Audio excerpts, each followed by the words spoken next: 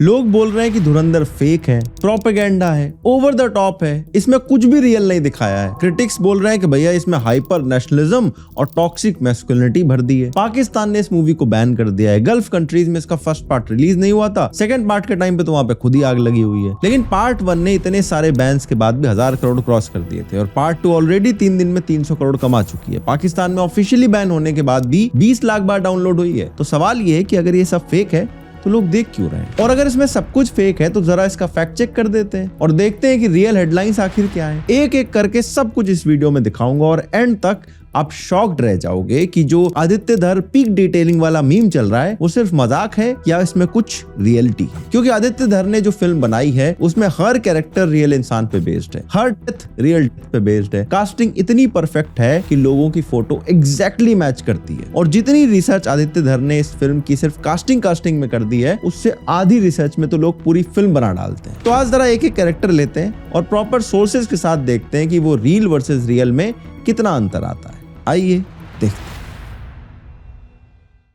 Movie में एक scene है जहां पर अरशद पप्पू के सिर से फुटबॉल खेली जाती है। लोग बोल रहे हैं कि ये तो ओवर द टॉप वायलेंस दिखाई जा रही है, लेकिन ये सीन एग्जैक्टली ऐसे का ऐसे ही रियल लाइफ में हुआ था। उजैर बलोच ने अरशद पप्पू का सिर काट के उससे फुटबॉल खेली थी। आपके लियारी के लोगों ने लोगों के गले काट के पीपल्स अमेंड कमेटी के लोगों ने उससे फुटबॉल खेला था। फैसल साहब मैं भी दिखा सकता हूं, लेकिन वो फुटेज ऐसी है जो टीवी पे दिखाई नहीं जा सकती। और ये बात पाकिस्तान के न्यूज़पेपर्स में भी छापी गई थी। उजैर बलोच लियारी का एक डॉन था। लियारी कराची का सबसे डेंजरस एरिया है। यहाँ पे गैंग्स, ड्रग्स, वेपन सब कुछ ऑपरेट होते हैं और उजैर बलोच इसका किंग बन गया था। लेकिन उजैर बलोच को रियल लाइफ में इंटरपोल ने पकड़ा था। ऐसा क्यों? क्योंकि इंडियन और ईरानियन इंटेलिजेंस के लिए वो स्पाइंग करता था। अभी वो जेल में बंद है। उजैर बलोच अकेला नहीं था, बल्कि पाकिस्तानियों ने खुद एक्सेप्ट कराया कि रॉ ने लियारी गैंगस्टर्स को स्पाइंग करने के लिए यूज करना शुरू कर दिया था। मूवी में मेजर इकबाल भी दिखाया जाता है जो 26/11 अटैक का हैंडलर था। अर्जुन रामपाल ने कैरेक्टर प्ले किया है। रियल लाइफ में ये बंदा था इलियास कश्मीरी, एक पाकिस्तानी स्पेशल फोर्सेस का ऑपरेटर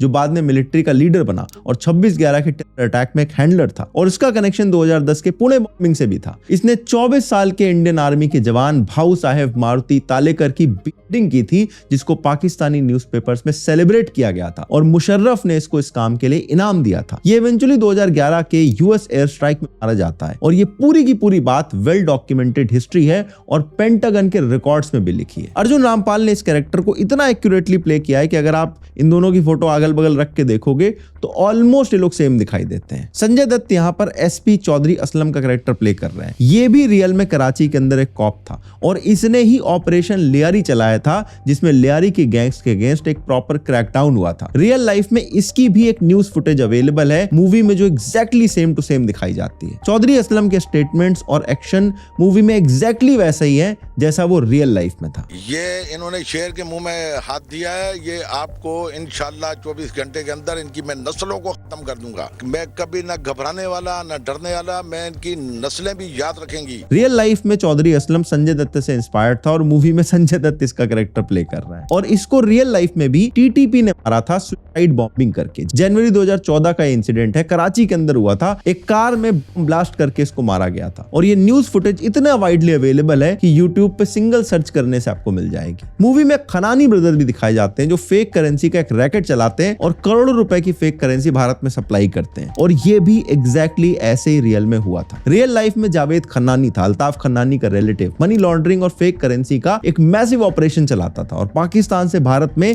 काउंटरफीट करेंसी को सप्लाई करता था। डीमोनेटाइजेशन होने के सिर्फ 1 महीने बाद जावेद खन्नानी कराची के अंदर छत से गिर के जाता है और न्यूज में इसको बोल के चलाया गया था। मूवी में नूरा का भी एक कैरेक्टर है जो दाऊद का भाई रहता है। रियल लाइफ में ये नूर कास्कर है, दाऊद इब्राहिम का छोटा भाई। 2009 में इसको रहमान डकैत ने पाया था। दाऊद का जिससे प्रॉपर्टी का डिस्प्यूट था वो रहमान डकैत का दोस्त था और रहमान ने नूरा को मरवा के दाऊद के घर के सामने फेंकवा दिया था। ये नूरा एक ऐसा बंदा है जो बॉलीवुड के अंदर मूवीज में, सलमान खान की मूवीज में तक गाने लिखा करता था। इसके ऊपर एक प्रॉपर IMDb का पेज बना हुआ है। तो ये दाऊद का भाई बॉलीवुड में लिरिक्स क्यों लिख रहा था? और शायद इसीलिए दाऊद वुड के जो कुछ लोग हैं उनके पेट में धुरंधर देख के मरोड़े उठ रहे हैं, क्योंकि ये फिल्म उनके कनेक्शंस को को एक्सपोज कर रही है। मूवी में जो गूदे भर का जोर लगा लो वाला डायलॉग बोलता है वो बंदा था जहूर मिस्त्री। जहूर मिस्त्री 1999 की IC-814 हाईजैकिंग में इन्वॉल्व था। इंडियन एयरलाइन का एक प्लेन हाईजैक हुआ था जो कांधार ले जाया गया था। 155 पैसेंजर्स और क्रू को 7 दिन तक हॉस्टेज बना के रखा गया था और भारत को मजबूर किया गया था कि मौलाना मसूद अजहर,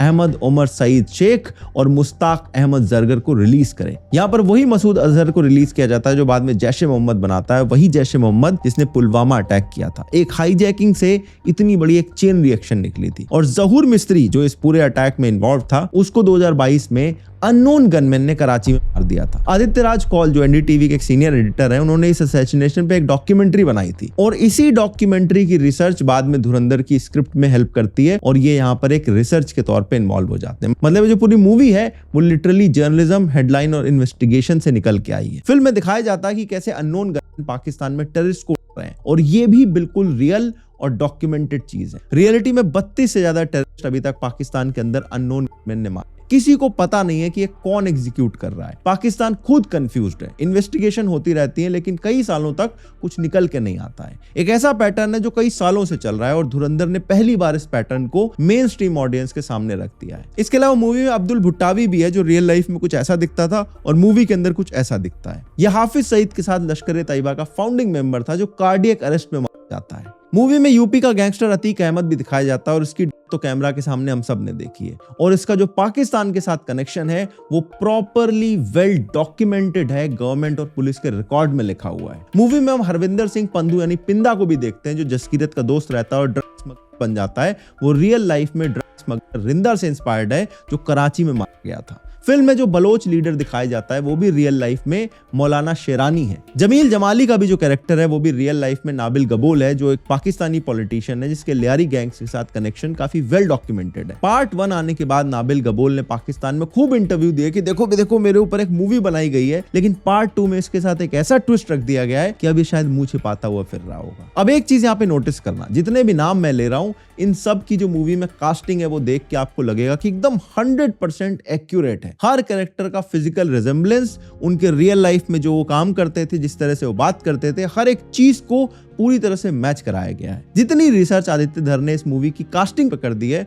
उससे 50% से कम रिसर्च में तो लोग पूरी मूवी बना डालते हैं। ये फिल्म मेकिंग की एक मास्टर क्लास है जो पूरे बॉलीवुड के लिए एक नया बेंचमार्क सेट कर रही है। इसमें एक और एंगल है जो काफी सारे लोग इग्नोर कर रहे हैं या फिर उस पर बात नहीं करना चाहते हैं। 2010 में विकीलीक्स ने रिवील किया था कि राहुल गांधी ने यूएस एम्बेसडर को बोला है कि हिंदू टेरर भारत के लिए टेररिज्म से भी बड़ा थ्रेट है। ये विकीलीक्स के अंदर वेल डॉक्यूमेंटेड बात। जब 26/11 का अटैक हो चुका था, पार्लियामेंट पर अटैक हो चुका था, सीरियल बॉम्ब ब्लास्ट से पूरे देश में धमाके हो चुके थे, तब भारत का एक top political leader US ambassador को बोल रहा है कि हिंदू टेरर एक बड़ा थ्रेट है। ये कौन सी सोच है और ये कैसी प्रायोरिटी है? ऑल इंडिया कांग्रेस कमेटी ने इंडियन मुजाहिदीन को टेररिस्ट ऑर्गेनाइजेशन मानने से ही मना कर दिया था। ये वही इंडियन मुजाहिदीन है जिसने दिल्ली में ब्लास्ट किए, अहमदाबाद में ब्लास्ट किए, जयपुर में ब्लास्ट किए, बेंगलोर में ब्लास्ट किए और रूलिंग पार्टी की ऑर्गेनाइजेशन उसको टेररिस्ट मानने को तैयार नहीं है।